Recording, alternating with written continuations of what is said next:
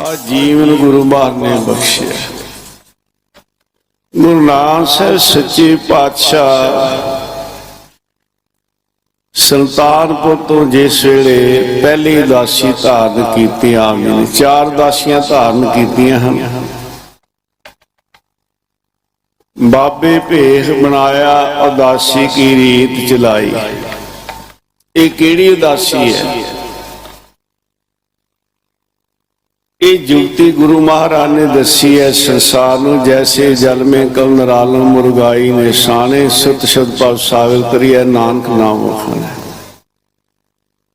गुरु महाराज ने किसी दुख के कारण घर नहीं छड्डिया। जिहड़े घर छड्ड के भटक रहे सन उन्हां नूं जाके सीधे रस्ते पाया। तीर्थां ते इशनान करने गए, पहाड़ां ते तपस्या करने गए। जिहड़े लोग भटक रहे सन उन्हां नूं समझाया गुरु महाराज ने। उदासी केड़ी? रे मन ऐसो कर संन्यासा, बन से शब्द सबै कर सो, जो मन ही महे उदासा। तुसी संसार दे विच रहना है, तुसी रब नूं लभण जा रहे हो। किते तीर्थां किते किते पहाड़ां विच, कोई इत्थे है नहीं। उत्ते हर थां सर्वव्यापक है। जिसले गुरु महाराज जी सुल्तानपुर तो चले ने ना, ते आप जी दे 2 साहिबजादे बाबा श्री चंद, बाबा लक्ष्मी दास, आप जी दे महल माता सुलखनी जी, जिन्हां दा पेका शहर बटाला शहर है।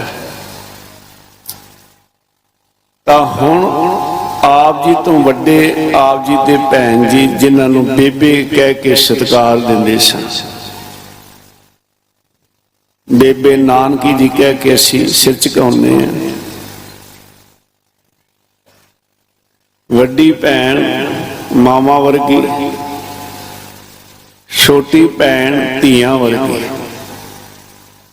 वड्डी भरजाई मामा वर्गी, छोटी भरजाई धीआं वर्गी। वड्डा भरा पिता समान, छोटा भरा बच्चिआं वांग। एक गुण हन साध संगत जी जिहड़े समाज दे विच घट रहे ने। कुछ समा तुसीं पिछे चले जाओ,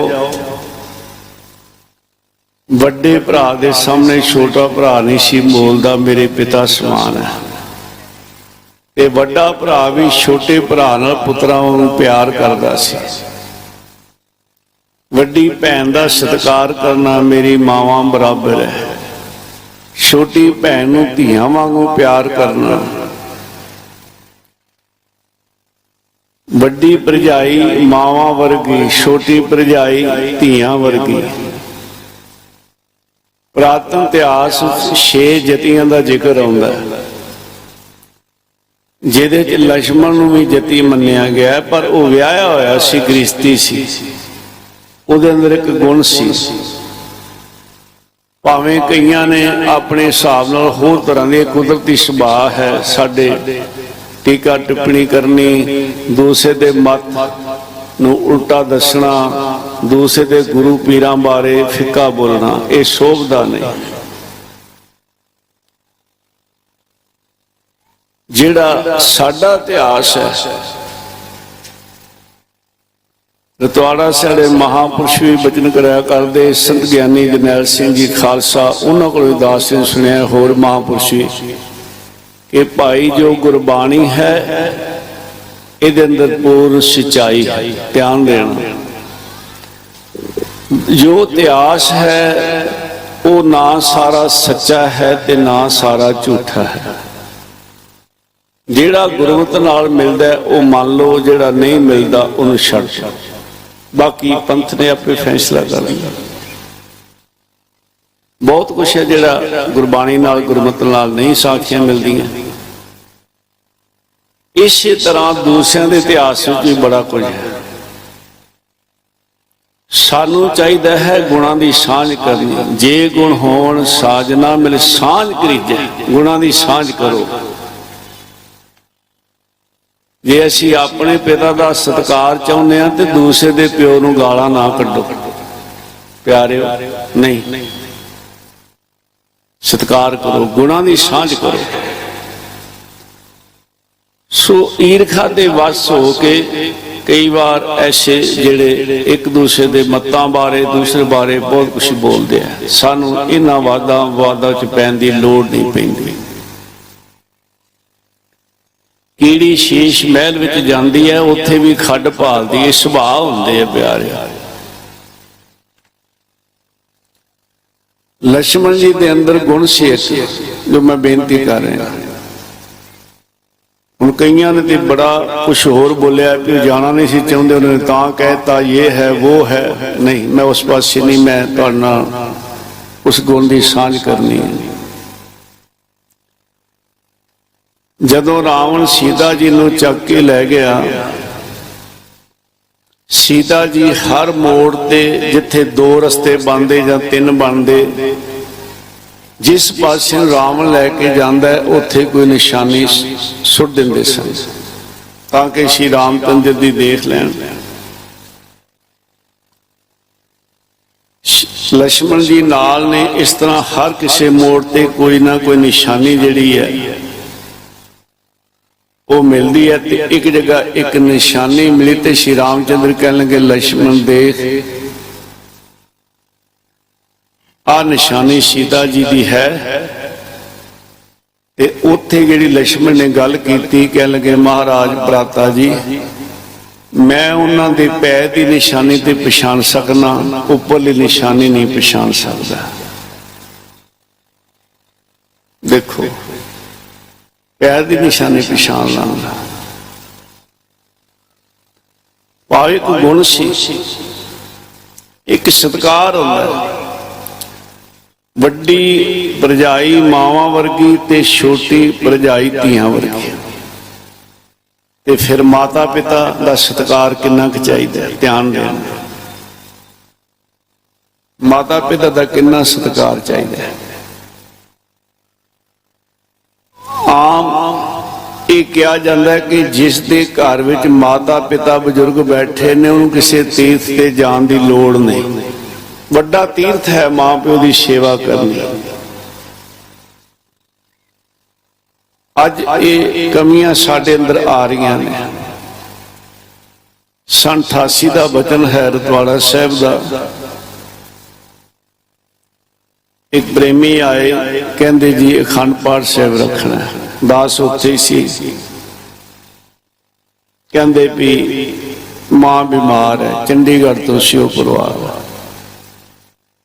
हुण आप जिन्ने बैठे हो ख्याल आ रहा होएगा भी जेड़े मां का अखंड पाठ रखाना चाहते हैं, ये अरदास करानी होएगी भी मां राजी हो जाए, देर हो तो मिल जाए। कुदरती क्योंकि दास की ड्यूटी दवाना दूर दूर होंदी सी। दास उत्थे जी पूछा गया की अरदास करनी है, कहते अरदास ये करनी है कि मां चढ़ाई कर जाए तो कमरा किराए ते दे दिए, जगह किराए ते दे दिए। आ देखो आ है साडे अखंड पाठ, आ साडियां अरदासां, आ हाल है साडा। जिन्हां ने सानू जन्म दिता है, जिन्हां ने सानू पालिया, उन्हां दे बारे साडी सोच की है, फिर साडा हाल की होएगा। कहंदे कोई अपने प्यो नूं ठूठे दे विच रोटी पा के देंदा सी, प्रसादा भोजन किते रोटी शब्द वरते जांदे। तां जिहड़ा अपने प्यो बजुर्ग नूं पा के देंदा सी ना, ते ओहदा जिहड़ा लड़का एक दिन अपने प्यो नूं कहण लगा भी आ ठूठा संभाल के रखियो। छोटा बच्चा उन्होंने की पता की कहना है। वो प्यो अपने मुंडे नूं कहंदा है भी की गल क्यों संभाल के रखना, कहंदे जदों तू बुढ़ा होएगा ना तो फिर मैं भी इहदे च पा के दिया करांगा। हैं जदों तू बुढ़ा होएगा तो मैं भी इस ठूठे च तैनूं दिया करांगा। आ हाल है। आ थोड़े समय की गल है, किसी का रिश्ता होना सी ते लड़की ते लड़का बैठे, अजकल रिवाज चलिया होया। पहले समय होर तरह के सन, आप जी ने सारे जानते ही। ਤਾਂ ਦੋਹਾਂ ਨੇ ਪੁੱਛ ਲਿਆ ਵੀ ਤੁਹਾਡਾ ਕਾਰੋਬਾਰ ਕੀ ਹੈ, ਤੁਹਾਡੀ ਪੜ੍ਹਾਈ ਕੀ ਹੈ, ਤੇਰੀ ਪੜ੍ਹਾਈ ਕੀ ਹੈ, ਤੇਰੀ ਪੜ੍ਹਾਈ ਕੀ ਹੈ। ਕਰਦਿਆਂ ਜਿਹੜੀ ਲੜਕੀ ਸੀ ਨਾ, ਉਹ ਲੜਕੇ ਨੂੰ ਕਹਿਣ ਲੱਗੀ ਕਿ ਤੁਹਾਡੇ ਘਰ ਵਿੱਚ ਡਸਟਬਿਨ ਕਿੰਨੇ ਆ, ਅੱਜ ਚ ਕੂੜਾ ਕਰਕਟ ਪਾਉਂਦੇ ਆ। ਲੜਕਾ ਹੈਰਾਨ ਹੋ ਗਿਆ ਵੀ ਚਲੋ ਕੋਠੀਆਂ ਪੁੱਛੀਆਂ, ਕਾਰੋਬਾਰ ਪੁੱਛਿਆ, ਹੋਰ ਸਭ ਕੁਝ ਪੁੱਛਿਆ, ਇਹਦਾ ਕੀ ਮਤਲਬ ਹੈ, ਇਹਦਾ ਕੀ ਮਤਲਬ ਹੋਇਆ। ਉਹ ਸਮਝਿਆ ਨਹੀਂ। ਕਹਿਣ ਲੱਗੀ ਤੁਹਾਡੇ ਘਰ ਵਿੱਚ ਬੁੱਢੇ ਕਿੰਨੇ ਆ, ਹੁਣ ਸਮਝਿਆ। ਲੜਕਾ ਬੜਾ ਨੇਕ ਸੀ, ਉਹਨੇ ਕਿਹਾ ਇਹ ਜਿਹੜੀ ਬਜ਼ੁਰਗਾਂ ਨੂੰ ਇਹ ਸ਼ਬਦ ਵਰਤਦੀ ਹੈ ਭੱਦੀ ਸ਼ਬਦਾਵਲੀ, ਇਹਦੇ ਨਾਲ ਮੈਂ ਵਿਆਹ ਨਹੀਂ ਕਰਾਉਣਾ। ਦੇਖੋ ਉਹਨੇ ਫੈਸਲਾ ਕੀਤਾ ਲੜਕੇ ਨੇ, ਮੈਂ ਨਹੀਂ ਇਹਦੇ ਨਾਲ ਵਿਆਹ ਕਰਾਉਣਾ। ਇੱਕ ਜਗ੍ਹਾ ਦੋਵੇਂ ਜੀ ਆਸ ਨਾਰਾਜ਼ ਹੋ ਗਏ। ਮੇਰੇ ਕੋਲ ਆ ਕੇ ਮੈਂ ਕਿਹਾ ਭਾਈ ਕੀ ਗੱਲ ਹੈ।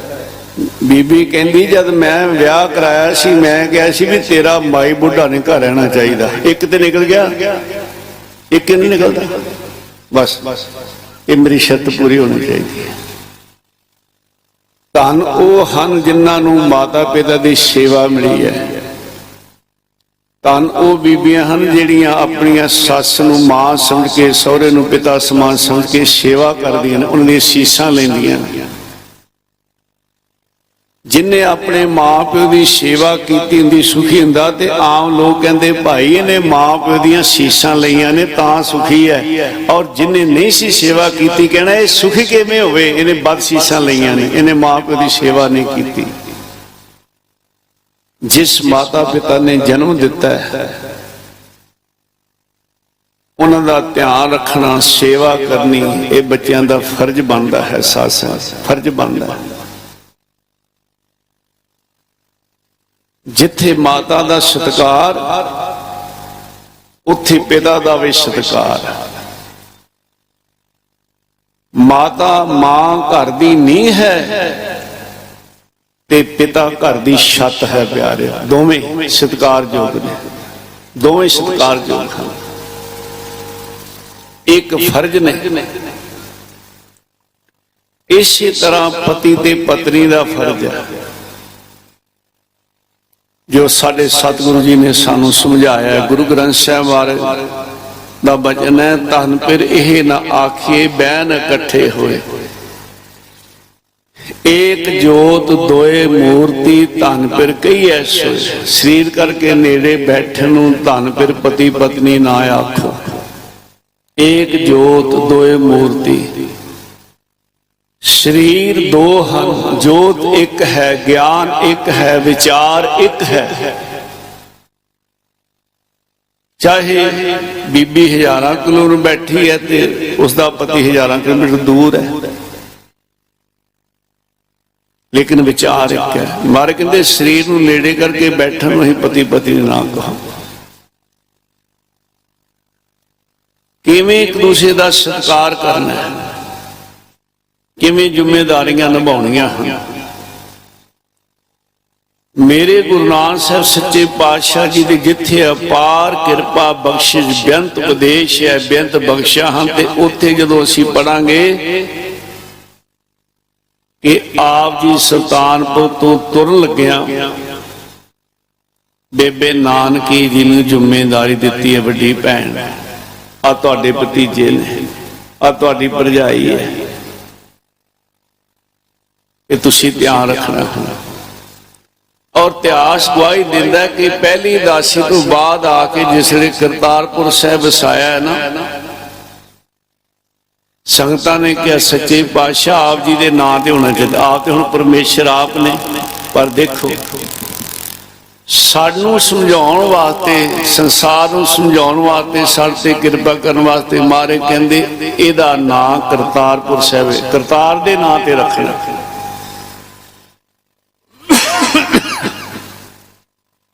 ਕਰਤਾਰਪੁਰ ਸਾਹਿਬ ਵਸਾਇਆ ਪਹਿਲੀ ਉਦਾਸੀ ਤੋਂ ਬਾਅਦ। ਔਰ ਇਤਿਹਾਸ ਗਵਾਹੀ ਦਿੰਦਾ ਹੈ ਕਿ ਜਦੋਂ ਕਰਤਾਰਪੁਰ ਸਾਹਿਬ ਵਸਾਇਆ ਹੈ ਨਾ, ਤੇ ਮਾਤਾ ਪਿਤਾ ਨੂੰ ਹੀ ਤਲਵੰਡੀ ਤੋਂ ਇੱਥੇ ਲੈ ਆਏ ਨੇ ਮੇਰੇ ਗੁਰੂ ਨਾਨਕ ਸਾਹਿਬ। ਧਿਆਨ ਦੇਣਾ ਜਣਾ, ਸਾਡੇ ਮਾਤਾ ਜੀ ਹਨ, ਸਾਡੇ ਪਿਤਾ ਜੀ ਹਨ। ਪਰਿਵਾਰ ਨੂੰ ਵੀ ਸੁਲਤਾਨਪੁਰ ਤੋਂ ਉੱਥੇ ਲੈ ਆਏ ਨੇ ਕਰਤਾਰਪੁਰ। ਦੇਖੋ ਜ਼ਿੰਮੇਵਾਰੀ ਨਿਭਾਈ ਹੈ ਮੇਰੇ ਸੱਚੇ ਪਾਤਸ਼ਾਹ ਜੀ ਨੇ। ਅਸੀਂ ਇਤਿਹਾਸ ਪੜ੍ਹਨੇ ਆ ਕਿ ਆਪ ਜੀ ਦੇ ਪਿਤਾ ਜੀ ਨੇ 20 ਰੁਪਇਆਂ ਦਾ ਸੌਦਾ ਕਰਨ ਵਾਸਤੇ 20 ਰੁਪਏ ਦਿੱਤੇ ਸਨ। 20 ਰੁਪਏ ਵੱਡੀ ਰਕਮ ਸੀ ਉਸ ਵੇਲੇ ਦੀ।